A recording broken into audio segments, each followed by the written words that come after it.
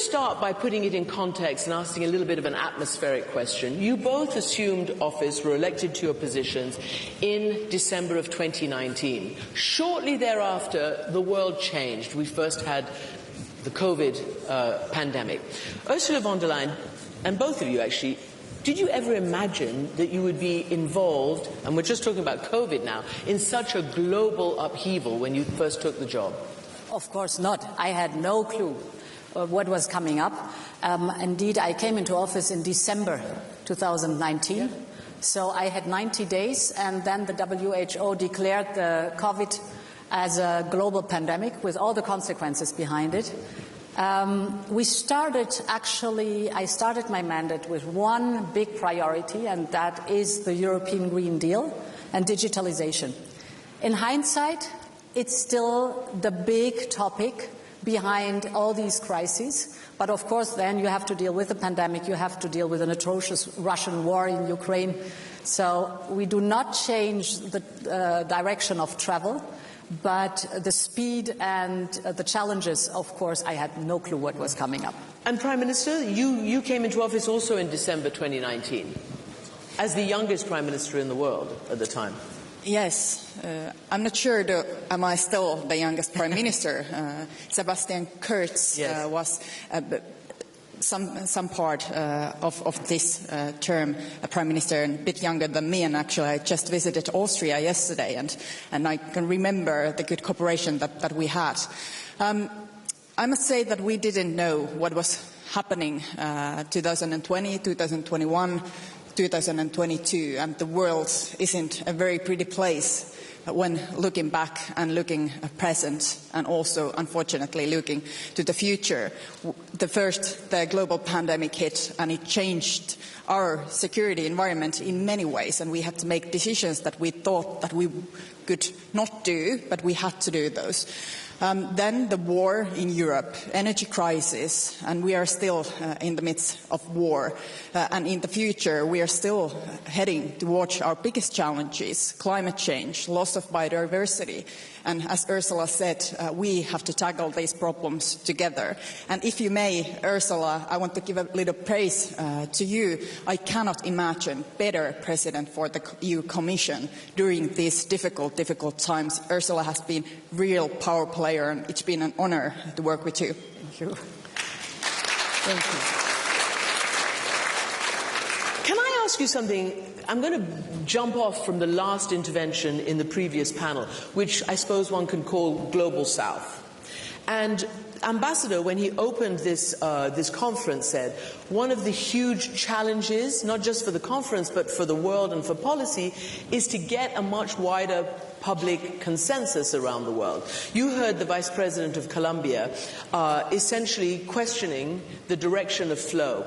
And I just wonder whether you think that the inability to create equality and equity during the pandemic, that the Global South felt totally cut off, that they didn't get the vaccines in the same way that the rich North did. I wonder if you both look back at that, despite your efforts, and wonder whether that might have contributed, inter alia, to some of the lack of support you have around the world for your Ukraine policy.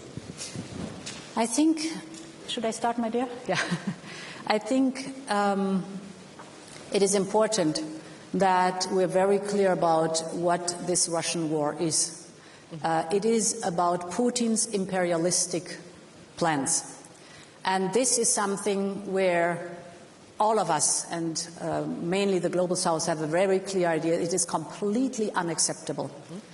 And countries on the other side of the Mediterranean have a bitter and long-standing experience. First, you send your negotiators in, then you they see that the experts are being sent in, and then it's the mercenaries that are being sent in. So what we have to do is not only explain that we will never ever accept this imperialistic war, we will never ever accept that Putin is trampling on the international law that protects all of us, that the UN Charter, that is also in the interest, it's in the interest of every single country, is being treated so disrespectful.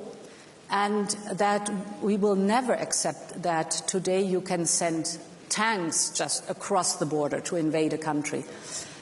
And this is something which my experience in the last 12 months needs a lot of just hard work, to work together with, as you said, the Global South, to make understood our point of view, but also to work with them on dealing with the knock-on effect of this atrocious war. This is the food crisis, this is the energy crisis, and that we do our utmost to deal with the knock-on effects in a way that the Global South does not suffer too much from Putin's war of aggression. This is our task. It's hard work, but it's absolutely worth it.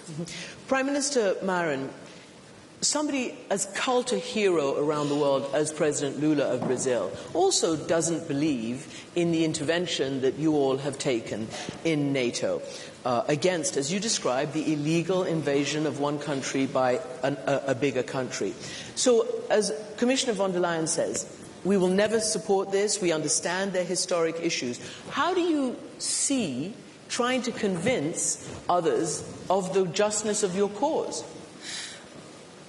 The war in Ukraine, it's not only an issue for Europe, it's the issue for the whole world. And that's because there's a war of values going on. Authoritarian countries are raising their heads. They are raising their heads against the international rule-based order. And this is a problem for everyone. When Russia attacked Ukraine, it violated all the rules, all the agreements it has itself been committed to before. And this is a problem for everyone, because then we will only see decades of this kind of behavior ahead of us if Ukraine doesn't win the war and if we don't stand behind our values and the international rule-based order. So I think this is a larger issue than just issue for Europe, just issue for Ukraine. And we have to do utmost to make sure that Ukraine will win and that we will preserve this system of rules that we have created together. And there was a reason why this was created. The wars before, world wars that we have seen, and it was devastating. And that's why we built a system where we can negotiate, where we can build peace, not use violence against each other, wars, attack another country to make a stand or gain something. And to that end, when you came into office, as early as this time last year, you were saying that Finland would not want to join NATO. And then a month later was the invasion, and now obviously you're trying to join NATO. There is a little bit of a kerfuffle with Turkey deciding whether it's going to approve or not. We understood from the Secretary General of NATO that maybe now there will be separate tracks. Do you expect to join NATO separately, or are you committed to trying to join it together with Sweden? When the war started 24th of February last year, and now we're heading towards very sad anniversary, 1-year anniversary of the war just next week, it was obvious that Finland will join NATO. It was obvious at the same day when Russia attacked Ukraine. The Finnish mindset, the most important thing for Finnish people is to make sure that we are independent, we are secure, we have a sovereign country, we can make our own decisions. This is the number one issue for Finnish people. And when Russia, our neighbor, attacked another neighbor, Ukraine, it was obvious that Finland will join NATO, because that's the line, that's the only line that Russia wouldn't cross. So it's to do with our security, it's to do with peace. It's an act of peace for Finland to join NATO. We have sent a very clear message. We want to join together with Sweden at the same time. It's not only because we are good neighbors and good partners. It's also to do with very concrete matters. The security planning of NATO in the whole north. It's in interest of us, but it's also in the interest of NATO that Finland and Sweden will join simultaneously. And we have sent very clear signal and very clear message to Turkey and also to Hungary that hasn't ratified yet, that we want to enter NATO together, and this is in the interest of everyone. So no change then, even if some country wants to hold up? Of course, we cannot influence and affect how some country would ratify. It's their decision. But our message is that we are willing to join, and we prefer and want to join together.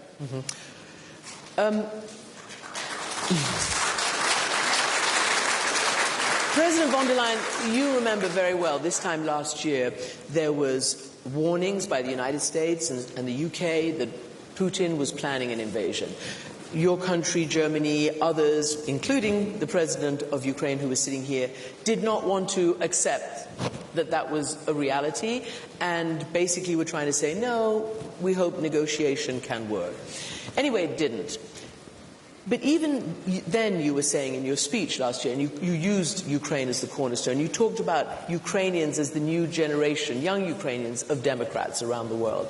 Do you believe that this unity and steadfastness in the interim year will continue? Can you keep all your fractious members on board and people, 500 million people in the bloc? Absolutely. I'm today more convinced than I was a year ago. But to set the record straight, indeed, our American friends, way more than a year ago, started to do something completely unprecedented, that they took their intelligence and knowledge and put it on the public market. This gave us an early warning.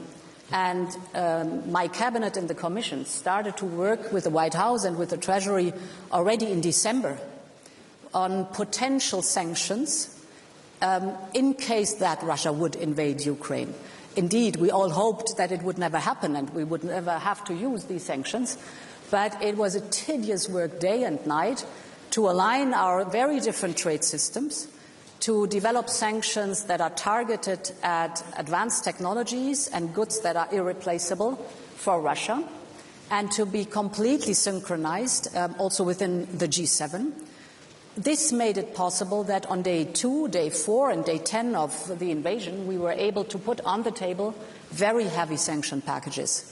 So there was the early warning of the United States was helpful, and there was work being done without which we would not have been so effective.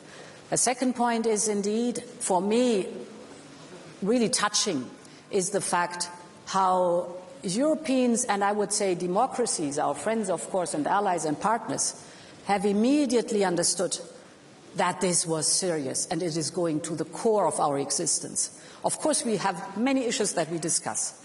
But here, from day one on, we were standing as one. We were united. We are united. And if you look back, I mean, through all the crises we have gone, including the energy crisis, and we have mastered it, today I can really say I'm deeply convinced that we will keep the unity and we will keep the determination, because it's about our values and our very existence we are fighting for. Looking back 3 steps. First, when the war started, we were prepared, and the Commission was prepared, making the sanctions together with all our allies, and we were very fast of putting those sanctions on place. So we were prepared on that stage, that way. But looking back, now it was obvious that Russia will attack. We didn't want to believe it. We tried everything that we could to make a diplomatic solution, and that was, of course, the right effort to do, to trying to make a diplomatic solution. But looking back, it was obvious that Russia will attack Ukraine. They already used the energy leverage during that summer, during that autumn. They already used the energy leverage. There was different kind of disruptions with the energy flows during that year of 2021. They had put their troops in different places, saying that they are only training. Looking back now, it was obvious that they were planning this big attack against Ukraine.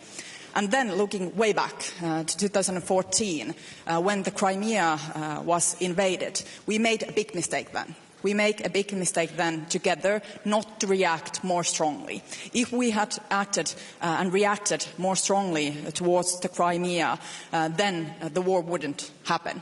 I think Russia thought that it would be just like Crimea, just entering Ukraine. Ukraine would give them open welcome. It would last only for a few weeks, and Putin would win very quickly and easily the war, because we didn't react 2014. And now we have to learn some lessons on the current situation. And I think the main lesson is not to be naive. We cannot be naive. I listened to the previous panel, and I agree. I also want the world which is beautiful and good and secure, and we don't have to put money to our military forces, to our defense forces. I also want that world.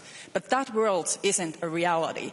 The only way to secure peace, the only way to secure the international rule-based order is to make sure that Europe and democratic countries are strong, that we are investing in our defense capabilities, that we have that leverage and that we have also that threat present, that these authoritarian countries where Russia is a terrible example, that they don't use force because they are also, and they have to think also twice, will they use the force and what will be the consequences? Therefore, and this is the question, and we're trying to figure this out, what does winning look like to you all? You all have said very strongly what you've just said, Prime Minister. But what does winning look like? And in for a penny, in for a pound, surely. Surely you have to go to the very end, giving all the support that Ukraine needs to fight this war for them and for you. Are you worried? Ammunition production is not up and running like it should. There's some slowness, let's say, in between requesting weapons and getting there. I know you've done an incredible job, but we're talking about an offensive. We're talking about a war that yesterday Chancellor Scholz said could go on for years, while Zelensky, the president, is saying he wants it ended this year. Don't you have to double, redouble, treble down on your efforts to end this in a victory? What does a victory look like? Nobody's defined it. Well, absolutely, we have to double down and we have to continue the really massive support that is necessary, that this imperialistic plans of Putin will completely fail. This is one goal, and that Ukraine is able to win. And what the military support is concerned, indeed, I think it's now the time really to speed up the production and to scale up the production of standardized products that Ukraine needs desperately. For example, the standardized ammunition. It cannot be that we have to wait months and years till we are able to replenish or till we are able to deliver that to Ukraine. What I thought is that we now take the European Peace Facility. It is in place. It is there to typically fund that member states give military equipment to Ukraine. So it's an established body.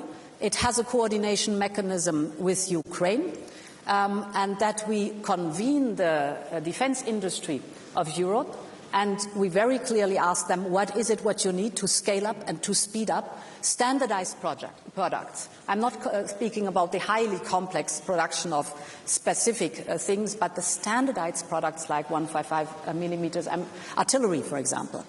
So, and we need now to do the same as we've done during the pandemic. There too we've said, look to the pharmaceutical companies. Yeah. What is it what you need to scale up? We could think of, for example, advanced purchase agreements that gives the defense industry the possibility to invest in production lines now to be faster and to increase the amount they can deliver. And therefore, it is for us paramount now to support Ukraine in these existential things. I think a second element we should not underestimate is the economic security of Ukraine.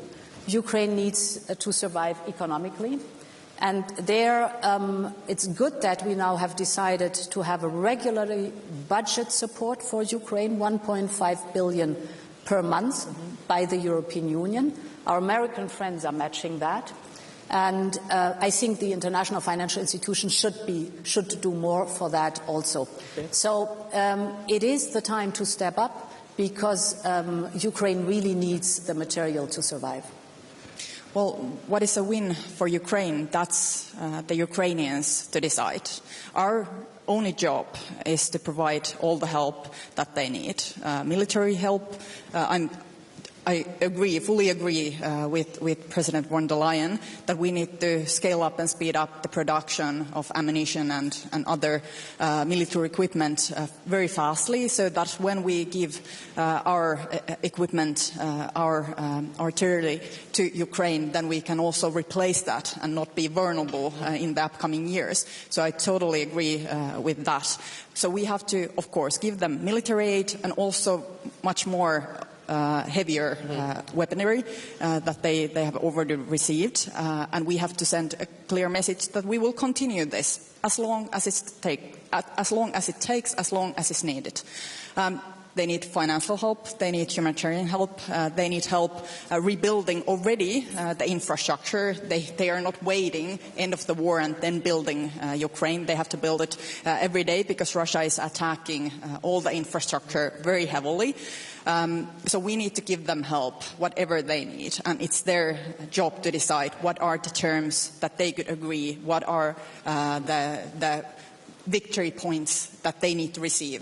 I think that Russia should leave Ukraine and they think that too. Every territory, but it's their decision. Yeah. Okay. I think a very important headline is always for us, nothing about Ukraine without Ukraine. Right. They have to decide what, for them, finally, is the point to sit down at the negotiations. I mean, to be fair, they have laid it out in 10-point plans, 5-point plans. Which is good and which we fully support. I need to go to audience questions. Maybe some of these could be... And then I'm going to come back and ask you a final question. So this session is also entitled The EU More Than the Sum of Its Parts. I'm not exactly sure what that is, but if anybody wants to ask any questions, we've got about maybe 7 minutes for questions. The lady here? Yes, you. Mm-hmm. And please make it a question and not a speech, because we don't have time. President von der Leyen, Natalie Tocci, President von der Leyen, back to the knock-on effects of the war, and in particular the energy crisis. Now, from a European standpoint, intra-European standpoint, we've done fantastically well over the last year. Looking at it globally, perhaps slightly less so, in the sense that the LNG hoarding that many of our countries have been doing have, in a sense, contributed to the energy crisis. Looking ahead to the next year, what is it that the EU could be doing more in order to address that global energy crisis? Yeah. So, indeed, we should not forget how it started, the energy crisis. Of course, an over-dependency of the European Union on Russian fossil fuels, without any question. But then it was Putin who, within 8 months, cut 80% of the pipeline gas supplied to the European Union. Big strategic mistake, big, because he thought he could blackmail us that we go down on our knees. The contrary is the case, because we have now completely diversified away from the Russian gas. Also thanks to the stepping up of our friends, the United States with LNG, Norway with more pipeline gas. But more important is even that it accelerated our work in the European Green Deal. So we heavily invested in renewable energy, which is homegrown, it gives us independence, and it's clean. We have doubled the additional deployment of renewables last year in the European Union, and last year, for the very first time, wind and solar delivered more electricity than gas did. What the other countries are concerned, because, and important is that we keep in mind that the tightness, the energy tightness of the global market is due to Russia's invasion in Ukraine. We should never forget that. But what indeed other countries are that suffer also from this energy crisis, what they are concerned, for us is important that our work together, for example, with the Global South, with Africa, is intensified on investment in infrastructure to have renewable energy, to produce, for example, green hydrogen. We're working now with the other side of the Mediterranean exactly on that one. So the big paradox of this conflict is, if there's an accelerator for the European Green Deal and for global infrastructure in renewable energy, then it's Putin and with his atrocious war. Yes? Alex Sikorski, member of the European Parliament. My question is to the President of the Council, of the Commission, of course. We were lucky that the United States had Joe Biden as president when Putin invaded, and that they took the lead on helping Ukraine. But next time, they may be otherwise engaged in the Far East. Thank you for your leadership in using Europe's small defense budget for supplying Ukraine. But shouldn't that defense budget and Europe's military capability be much bigger in the future? I think we have to invest more in defense without any question. But your insinuation that it might be possible that we cannot so much work together with our transatlantic friends. It was very reassuring. Yesterday I had a panel with Mitch McConnell, and it was good to hear that he was very clear about the commitment of the whole of the United States to support Ukraine and to fight side by side with us for the defense of our values, without any question. What our defense capabilities are concerned, of course it's sovereign decisions of the member states, but indeed we have progressed a lot in the European Union what harmonizing of the approach to the defense capabilities is concerned. It has very weird names, acronyms like PESCO, like CARD, you name it, but this is good. Thanks God we have it in place. We can build on that one, but yes, the emphasis has to be on a stronger defense posture. Prime Minister Marin, do you think your country, your people, your policies, because it's you who have to do that, it's each country that has to decide, right? Are you ready? Because we heard that the peace dividend, we're out of that time now. Your defense budgets have to be ramped up. Well, actually, Finland has always invested heavily on defense because we are a next-door neighbor to Russia. We are already using up to 2% of our budget to defense, and we will increase this even more so because we want to be prepared. And actually, when we look back to this war and the energy crisis that we are in, Finland already diversified our energy mix way before the war because we have aggressive neighbor, and we don't want that kind of dependencies that many of the countries have had.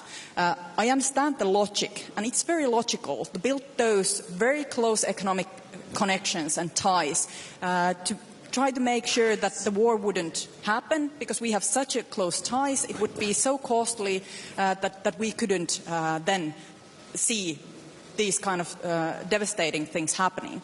But this wasn't the case because the authoritarian regimes, they think differently. And in the future, we have to be more prepared also when it comes, for example, new technologies. And I totally agree.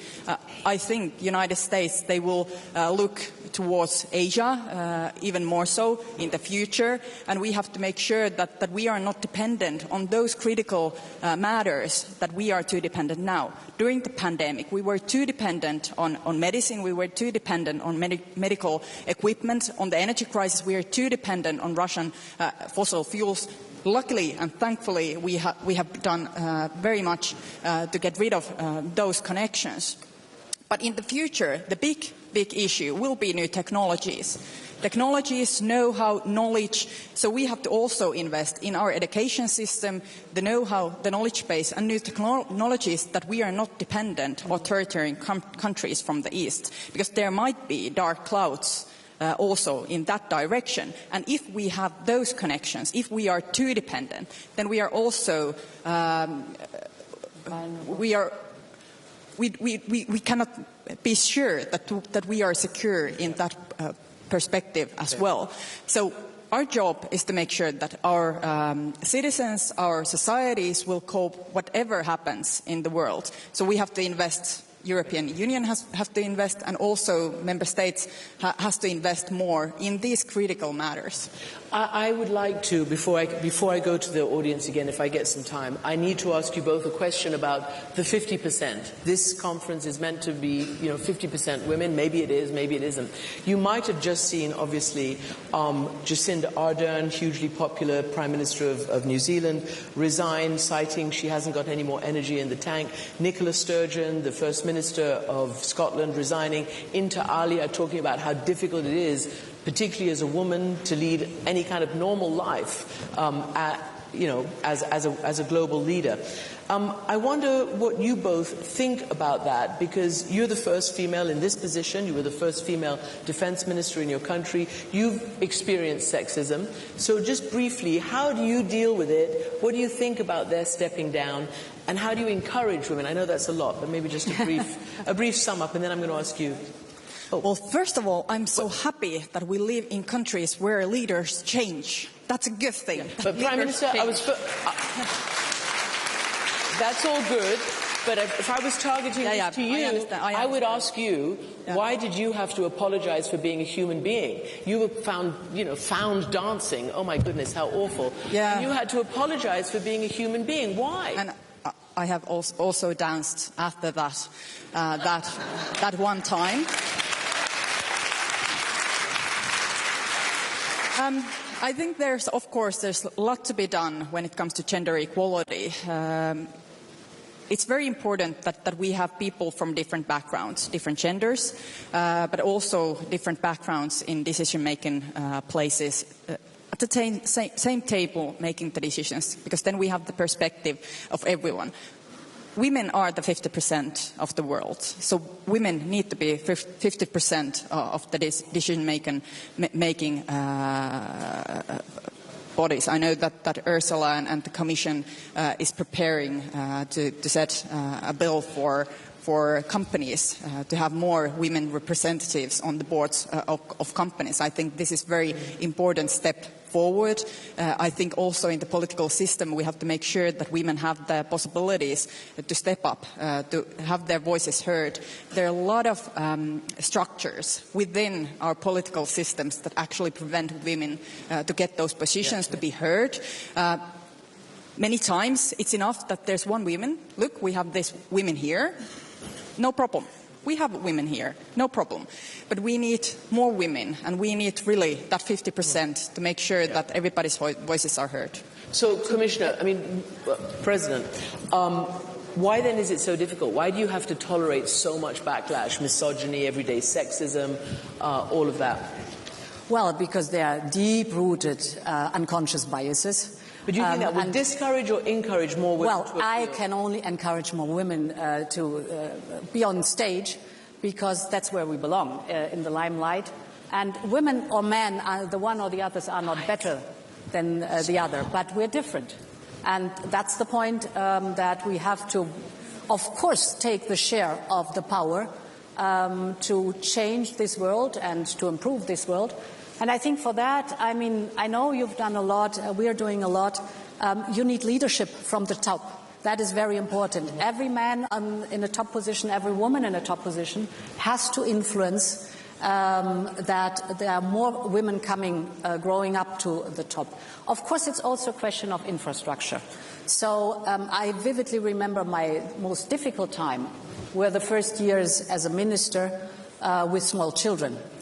And all these hidden prejudices, I got the question, in talks like these ones, have you already decided whether you want to be a bad mother or a bad minister? So there was this hidden prejudice. You cannot be either a good minister or a good mother if you are a working mom. We all know these prejudices. What we have to do is make sure that the infrastructure is there, that you have for young couples support with what is necessary in kindergarten, childcare and good schools. We have to make sure that till we have an equal distribution of men and women in positions of powers. I'm an advocate for a quota. That's the reason why we introduced a quota in Germany. That's the reason why we introduced a quota now on the European level. Because the time till women kind of grow naturally through the ranks is just too long.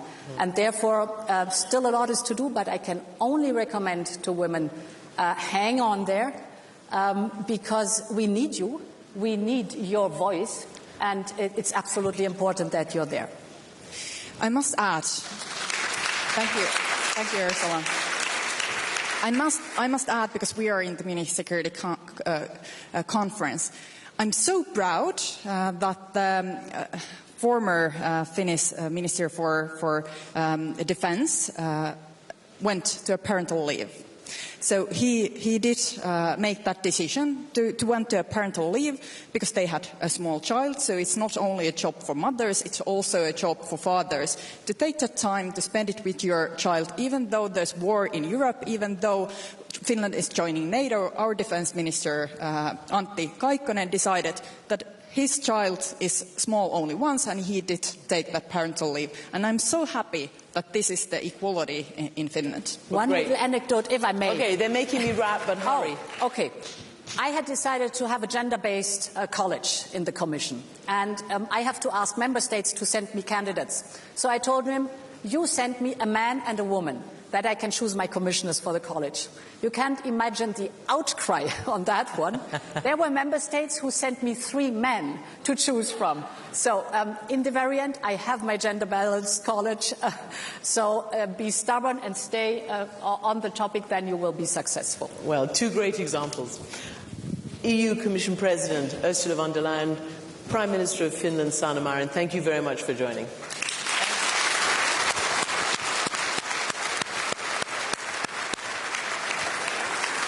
That was really good. Thank you so much. I really